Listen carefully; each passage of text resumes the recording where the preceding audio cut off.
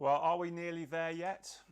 The answer in Numbers is almost yes. As we approach instructions on entering the land, as the book of Numbers comes to a close, as we approach and then the whole of Deuteronomy is on the edge of the land as Moses speaks to them, we find ourselves in chapter 33 looking back at where they've come from. Now, why go over it all over again? What's the point of that? We often think about how it's not really helpful to dwell on the past. Philippians chapter 3, verses 13 and 14 in the New Testament, Paul talks about how we forget. I do not consider myself yet to have taken hold of it, but one thing I do, forgetting what is behind and straining towards what is ahead, I press on towards the goal to win the prize for which God has called me heavenwards in Christ Jesus. It's better to focus on the future, Paul is saying, and where God is taking you, not on your past and your sin and your failure in the past. And sometimes we can get stuck in the past and dwelling on past failures when in Christ all is forgiven. And we can put our trust in him and know that our sin is forgiven. We don't need to go over it over and over again and feel the guilt of it every day. But so what is the purpose then of Numbers 33 in looking back?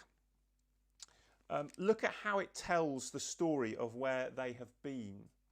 In all these lists of place names, there is much sin that is buried here. In fact, literally, the desert of sin is here in verse 12 and 11. And that is aptly named in English, at least. It's a coincidence. But it is the place where they grumbled in Exodus. The second place, in fact. The first place is mentioned in verse 9, Marah, where they grumbled. And then verse 16, 17, it mentions Kibroth Hattaavah. Numbers 11 talks about the grumbling that we saw earlier in this book. There's a lot of grumbling and a lot of failure to trust God that is represented in all these place names here. But in this chapter, we don't go into that. We don't go into the shame. We don't go into the sin and the details of all the ways that they have fallen short.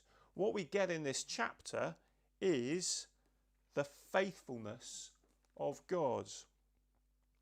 As they have gone from one place to another. They began, verse 4, with the Lord striking down the Egyptians in order to rescue them, in bringing them out and taking them through the promised land, through all the winding ways and going round and round in circles that's caused by their sin, but that is now not the emphasis. The emphasis is on the journey that God has taken them on and his faithfulness.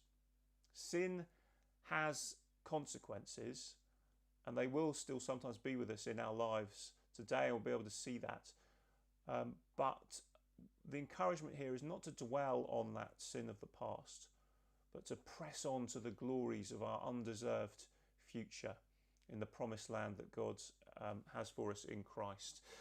And therefore, in our present circumstances, to realise and to trust that one day we will be able to look back and see not the chaos and the crisis and the failure and the sin and the things we've got wrong and the things that we regret. Even now, as we live these things now, they can feel very real and we can think, how will I ever get past this?